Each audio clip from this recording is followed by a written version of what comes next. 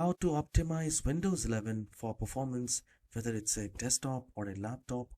It will be a complete guide and it will be very easy. Everyone can follow it, and we are not going to use any third-party software to boost the computer performance. That is the best part. So the very first thing here is to do a right click in the start icon, and we will open the task manager. Now in the task manager, we need to go to this performance, and here we will go one by one: CPU, memory, disk, and Ethernet or Wi-Fi, and the GPU. So you need to have a complete, just look for a while and see how much is the CPU usage.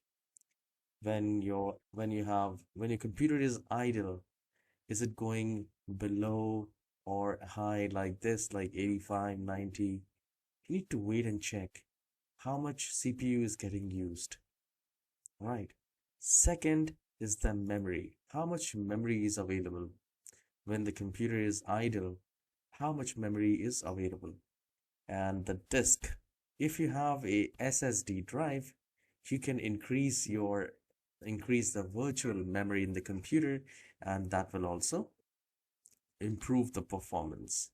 And if you have Ethernet, the cable connection well and good, else Wi-Fi will do fine, because Ethernet will give you better ping. And the GPU as well. Is your GPU working or not? And if it's working, how much is being used? So these are the things. If these things are very high and it's getting used, the resources are getting used, I'll tell you a few things. And one more thing here, you need to open the file explorer, how much space you have. So I'll just type in the search file explorer.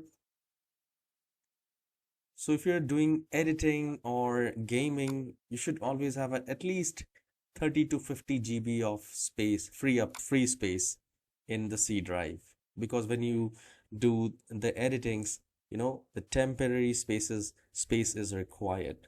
So ensure that you have enough space in your computer. Just like this, I have like 91 GB free, which is good. All right. So these are the things which you need to check, and you just need to watch this tutorial, which is there at the top right corner, where I have explained everything step by step, and it has reached millions of views. And you can also try that. At the top right corner, you will see the notification.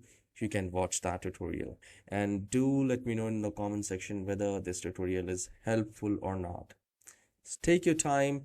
Whenever you feel like you want to pause the video, you can pause it, and then you can do the step which is shown in the tutorial. All right, I'll see you in the next video.